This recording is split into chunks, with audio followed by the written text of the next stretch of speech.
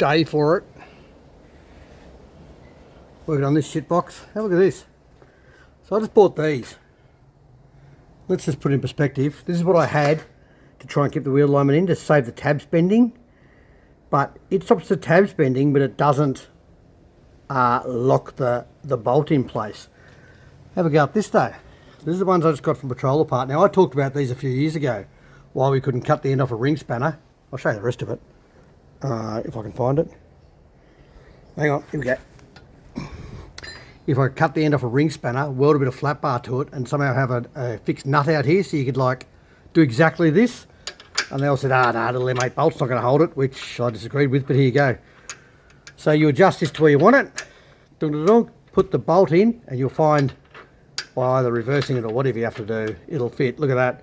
And it'll just, oh, that's interesting. It'll hold it somewhat in position, but oh, I wish that hole, we'll see how slack that hole is when I put the bolt in. I presume it's going to be quite tight in the middle there, and that won't move too much. But that just holds the bolt. So when you slide in a rut or whatever, and you slide sideways and go bang, it pushes a lot of force on this arm with 3.5 ton behind it. Boom, and it can just spin that bolt sometimes, and your alignment's out. Then you scrub tyres out, and your tyres look like, where's my spare? That one, look at that. Bald, I can't see, bald. Tread, bald, tread. Anyway, 62 life. But yeah, all these make a difference. Now, having said that, look at this. That's the mark from last time. These haven't moved, but they are so ridiculously tight, and I've got these tabs in there. They haven't actually moved, but I've been very careful with it, which you shouldn't have to be. But when you're on holiday and you say you're doing 5,000-6,000 k's, there's nothing worse. Last trip I was away, I had 4 wheel alignments in my trip. Anyway, this here is a really good thing. Now, they reckon only put it on the back 4. 1, 2, 3, 4. And these ones, the plate has to go on the front. I don't know why. I'm going to guess it doesn't fit with that or something, but they say the plate's got to go on the front. Now, obviously, that's because where the bolt head is. But, yeah, I don't know. Anyway, they say to put them on the front, so I put them on the front. It says that in the Patrol Apart video, but there you go. That's what they look like on.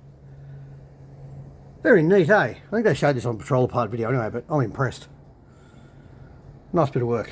Nice work, boys. Not that these ones are that bad, but I've just put new bolts in. Oh, here's new bolts and washers. I bought new bolts. That's part number. And washers. Part number.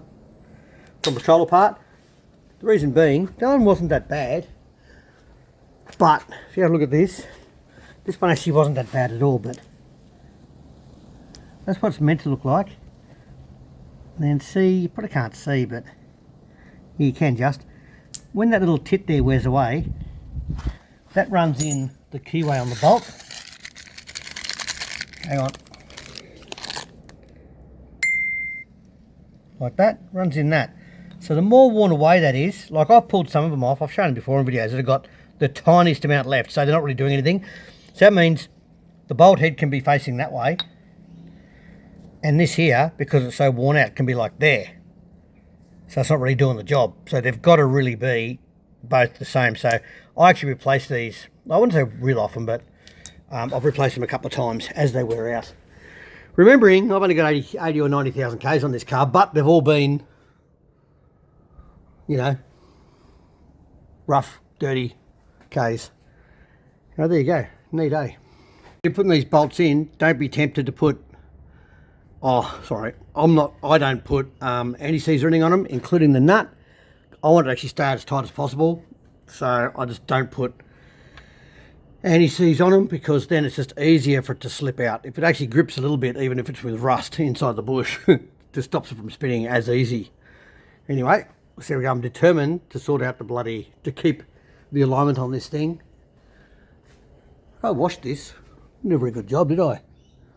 Wow. Anyway, that's from out near Tipperborough, all that stuff. Anyway, you can avoid all these issues, by the way, rear wheel issues, by buying one of these instead, just trading your 62 in on one of these. That solves all the problems. No rear alignment issues, ever. Alignment issues. No issues, alignment issues. When you're lining these back up, obviously it's probably just as easy on the floor with the jack, but line these holes up. You can get this front lined up just by whacking a screwdriver in there, which is pretty easy. But then I never seem to be able to get the back lined up. There's a slight twist in the bush. So what I do is I line the back up first, the other end, and I'll set this in there, just poke that in from the back. Dodgy. M14 cut off, and that keeps the hole lined up. Then I lever this hole into alignment. Then I push this in and just give it one tap with a hammer. It's hard to hold the camera. Just give it one quick tap and it just follows this out, punches this out and follows it out. It was the easiest way I found to get all this lined up. It's a bit of a contortionist thing getting all these back in, but anyway, she'll be right. And to remove these bolts, I'm going to do the same. I'll tap it out from the back, out there, and what I'll do is I'll tap it out with that little bolt that I just showed you. This one that's on the floor now.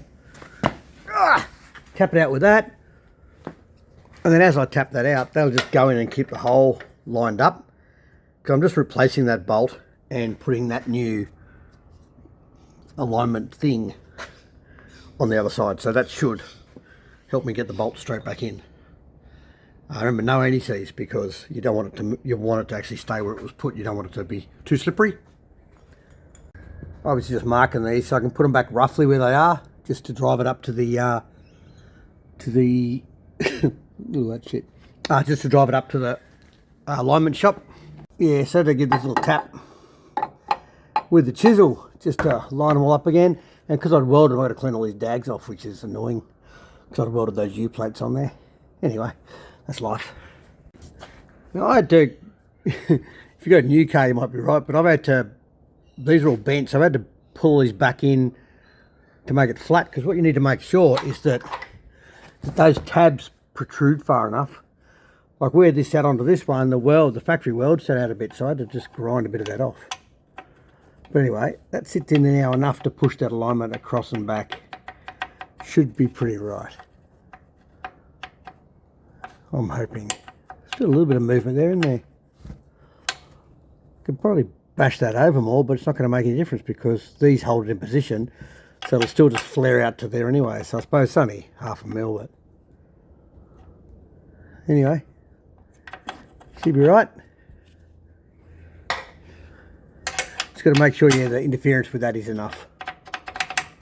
That should be right now. Before it only had like 1/2 mil of that showing, so I had to grind a bit of weld off and straighten them up a bit. Anyway, all good. So obviously I have to just line the bolt up to get it to go in, even though it doesn't line up with my marks. Just to, yeah, wiggle it, get it in a spot. Once it's in there, you can then move it back to where it needs to be. There you go. They're pretty neat, aren't they? I like them. I sort of feel like putting them on. I'd rather put them on, all of them, than these things. Like, I had to weld them on, but these other ones make so much more sense. And then you could have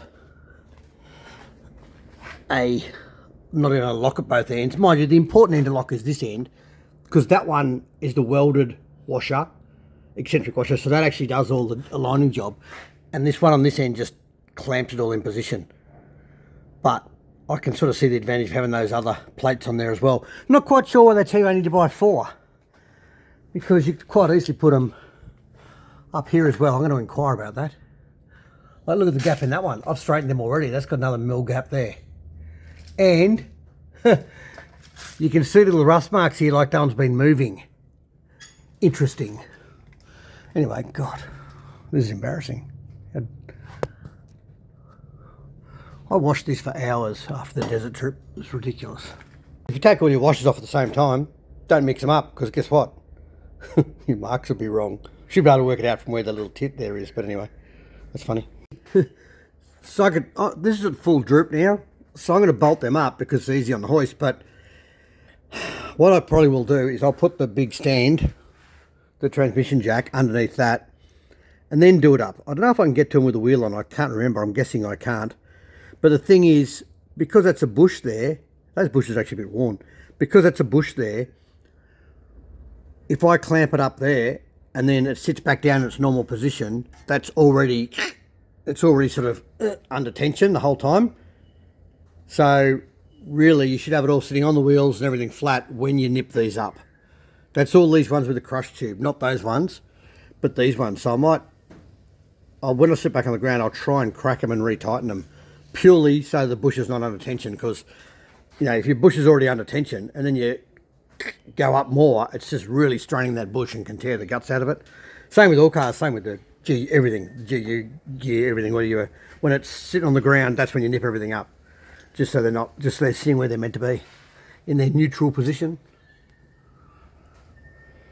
So they're all on and installed now, and they're good. Like, it hasn't moved, rightio, but I've still got this annoying wobble occasionally. Now, it got me thinking, there's a few things involved here. This car has had the K-frame replaced. Now, when it was replaced, I think I talked about it in the other video, but long story short, those bolts were missing. They'd stripped the hole out in the chassis, so we had to weld a nut to the end of a bit of plate, put it in there, and this is in Dubbo. We had to do this on the side, not on the side of the road, but a little workshop in Dubbo. Put new bolts in there. I've since taken it back to the mob who did the work to make sure they're happy with it, because it was an insurance job, and they said, yeah, we're happy with what you've done, fantastic. But the other thing I thought of when I got home, I thought, oh, it's just weird. One side seems to squat more or move more when you really get up it. I noticed they replaced this arm. When they did the K-frame, they replaced this arm, but not that one. This car's got 90,000 Ks on it. That means these bushes are all brand new, and that ball joint's brand new, and those ones are all old. Now, this is the tow arm, I think that's what they call it. The tow arm, so it adjusts the wheel in this way. That's toe in, toe out.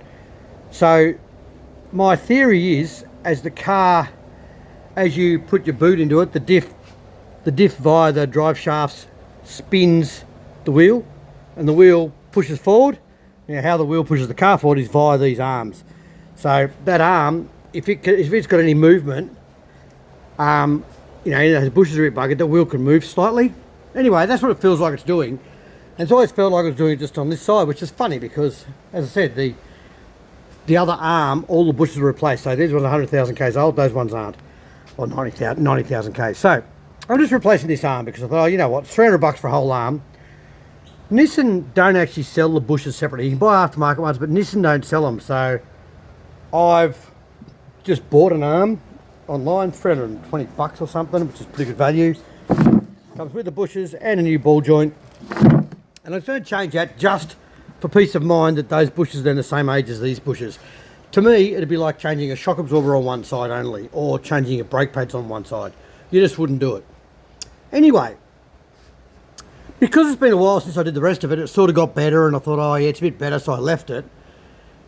In between all that, I think I got a really ordinary wheel alignment, and it's just highlighted the problem again. The wheel alignments on these are so critical, and the ride height, obviously. Now I've got the airbags in. I'd already checked all this before the last time I had dramas, but yesterday I went for a drive to pick up a motorbike, and yeah, that's bald, I know. We have a drive to pick up a motorbike, and we had a trailer on, and I went, geez, this is shocking again. Now, I haven't driven the car for a few weeks. When I got home, I say everything makes a difference. This tyre, for whatever reason, was down about 10 pounds. So the other side was on 43, this side was on about 34. So say 9 pounds. So straight away, there's more movement in this corner, which was a bit ordinary. And just to add to it, the airbag on this side was empty. Now, I always leave a bit of air in them. Oh, no, that's weird. So it's on 20, the other one was on 25, this was on 0. So as the car takes off, obviously it squats down in the back, so this compresses a bit. If one side compresses more than the other side, as this compresses, it alters all these angles a bit, and it induces some steering through the suspension geometry. So once again, all these little things add up. So 9 pounds less in this tyre, and the airbag was 0, and the other one was on 25 still, or might have been 28. So straight away, while I was driving like crap, I thought, right, I straight away put air in the airbags and pumped the tyres up, and straight away, I didn't hook a trailer up again or anything, straight away it drove better. Now the trailer adds a bit of load, so it's like going up a hill. As you accelerate, as I said, for the diff, engine turns diff turns this shaft turns the wheel, and by the wheel moving forward, it's attached to the car via these arms. So basically pushes up through these. So the wheel just wants to go that way. It's got 3.5 ton resistance, if you like. So it just wants to push this way. So any movement in this is not good. So if this side's squatting more and moving more, yeah, it can just get that rear wobble up. So that's just another thing. And to sort out this morning, I found out what was leaking. Keep an eye on these. It's these buggers here. So these are the push-in fittings on your airbags. Push that collar in, it should come out. Yeah, like that. So these were both leaking. Slightly. So one wouldn't hold, once it got down to about 25 pounds, it would stop. I could pump it on 50 to go back down to 25 pounds and stop there. And the other one would go to 0. So just to test it, I put new valve cores in them. Just spun the valve cores out. Just with one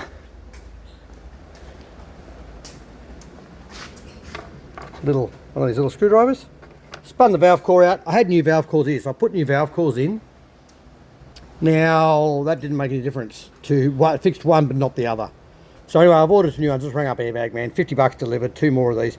I'll just double check the airline size, because I've replaced these airlines, because this one melted with the exhaust a couple of times. Oh, a bit rough, isn't it? Melted with the exhaust, as has that wire. Oh, that's for that sensor. That's okay. So that's been melted a couple of times. So just double check that I had the right size. Now, I got this off a mate who had it left over from his kit because he didn't need it. And you can see written on it, it's actually, you got to double check, it's 1/4 inch. You see there it says OD 1/4 inch. So it's got to be 1/4 inch, not 6 mil. 6 mil is 6 mil, 1/4 inch is about 6.5-ish. When you measure it with the verniers, it measures pretty close to 6 mil, but it's actually, it's hard to tell because it's squishy. You can't really measure it with a pair of verniers properly. Anyway, the deal is, and these will be the same, they're designed for 1/4 inch, not 6 mil hose. So I just double checked all that and that was right. So that's a good start. One of them's leaking out the back now with the new valve cores, and one's leaking out through the valve still. So anyway, I've got 2 new ones on the way.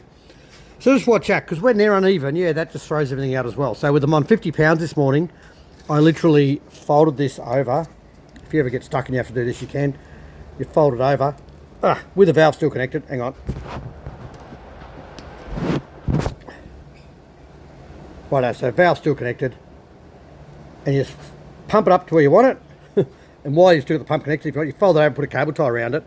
It actually crimps off and holds air quite well. We've done that at factories and left them for months and years and decades.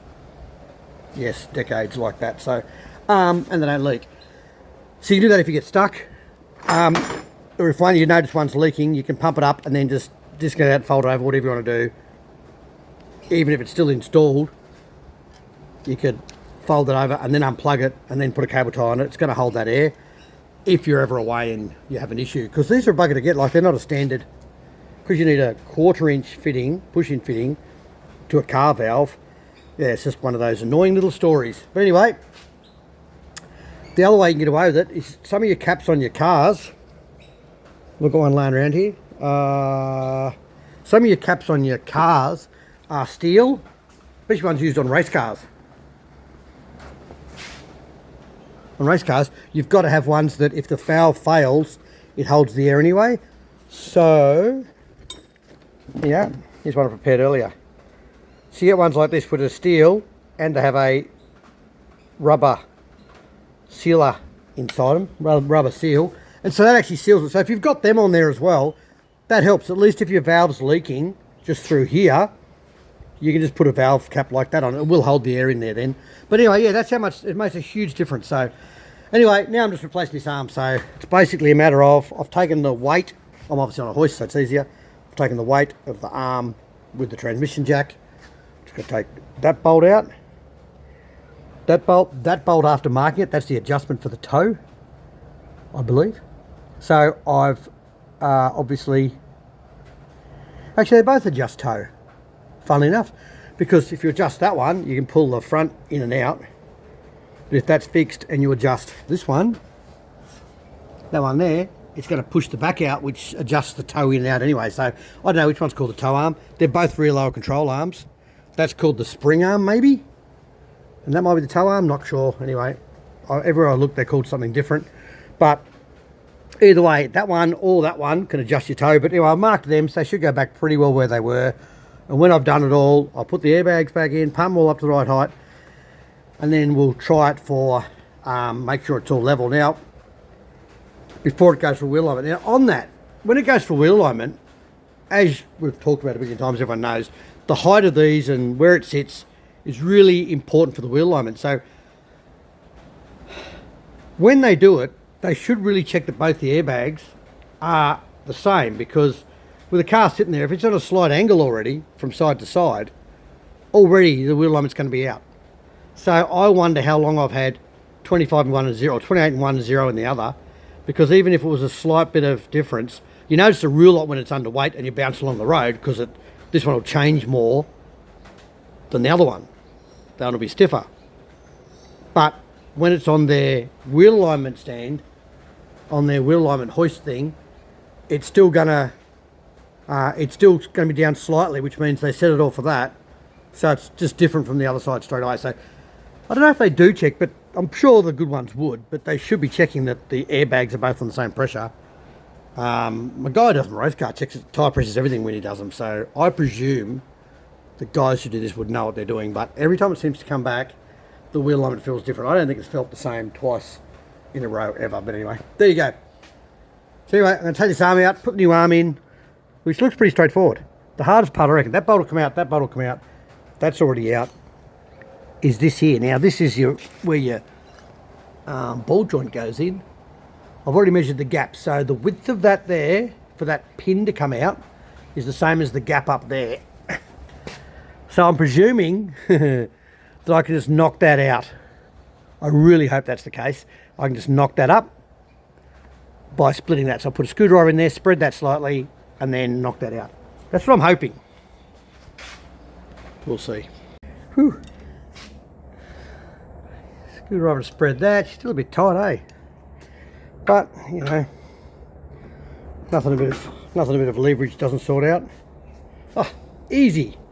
Righto, that was reasonably painless. Bit of mucking around, get everything lined back up. You end up having to put those two in, like, I put the shock up and I tied it up out of the way with a ratchet strap, or a little strap. Then I put that in first, and then I had to flex that side out and just pop that over to get to line up and go in. But yeah, it went in okay. I was actually a bit surprised.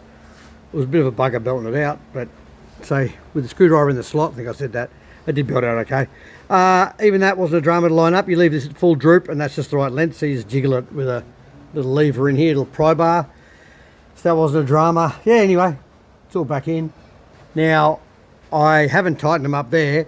I've actually put the transmission jack under the wheel, lifted it back up till it just took the weight, measured the centre of the wheel to the arch to make sure it was sitting where it normally sits on the ground. Because if you do these bushes up while it's like this and then you put it on the ground, they're immediately under stress. So yeah, you either do it on the ground, tighten them up on the ground, or as I just jack this corner up because I'm lazy, didn't want to get under the car. There you go, all back in, bolted. Hopefully that now I've got at least I've got the same age bushes in both sides. The other ones don't look that bad. It was 80,000 Ks. This might be a bit sloppy. Doesn't actually feel, I can't feel any real side-to-side movement, and the bushes look fine as well. So anyway, yeah, when I jiggle around, you don't actually get that much movement in the bushes, so they seem fine to me. I've seen heaps worse. Just that on these, like if that was on a GU patrol, on the rear control arm, would not matter.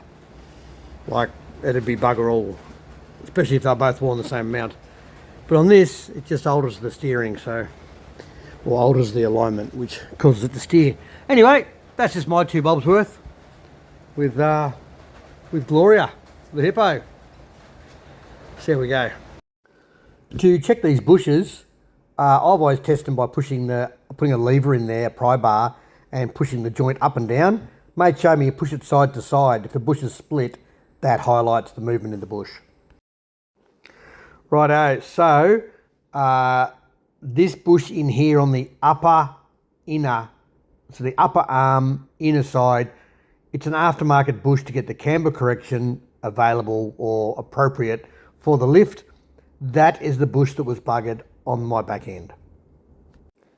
I've since had that replaced. I actually got a shop to do that because he does them all the time and he had them in stock.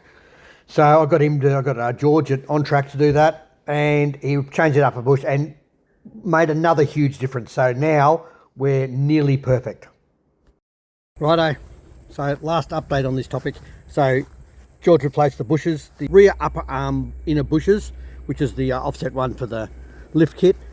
They were buggered. So all the other bushes on the car, even though what I've done with this, all the other bushes seem fine except those ones. So if you've got them in your car, they're probably something that's going to have to be done reasonably often compared to the genuine Nissan bushes anyway. Now, since we've done that, it is nearly perfect. When I say nearly perfect, these tyres are 19, 18, 21, they're all different, and they're all different levels of wear. They're from, like, I used to have like 6 of these. When I go out back, I'd take like 2 spares, one underneath, one on the back, just because they're an odd size back in the day. They're not now, a lot of cars have them, but when I first got this in 18, not many people had the right sizes for them. Anyway, I used to carry a couple of spares, not a bad idea. So I've got all different tyres on them, and they're old now. Like, these tyres are getting on. 2 of them I put on in 18, 4 of them I put on 18. I've got another 2 new ones, which I rotated through in 19 or 20. Actually, might have been 21. The date will be on them. 21 when we did the last Cape trip. Yeah, 21, there you go. So the tyres make a big difference to these cars. These tyres are old and soft, and they've been down more time than a prostitute's knickers. So because they're down, that makes them more flexible. So as the tyres get old, they tend to get a bit softer or more flexible, I think. Another tyre that's flexible on these cars is a Nitto Trail Grappler, which I love the tyre. They're great on the other car, which is over the back, but they're no good on these. And I think the Toyo's the same story. I haven't run them, but they give it a bit of a wobble too. They just don't like it. You can have all these issues that I had underneath that I found, or a little bit here, a little bit there. The Yokohama Geolander 016 all-terrain covered all of them. Like, when I put them on, it just drove fine. Put these back on and it drove ordinary. So those tyres actually mask a fair bit, and they work well with this car. So now that it's nearly perfect, even with these tyres on, I'm going to put them back on and it's going to be mint. So that was the latest update, and that the tyres do affect these a lot, and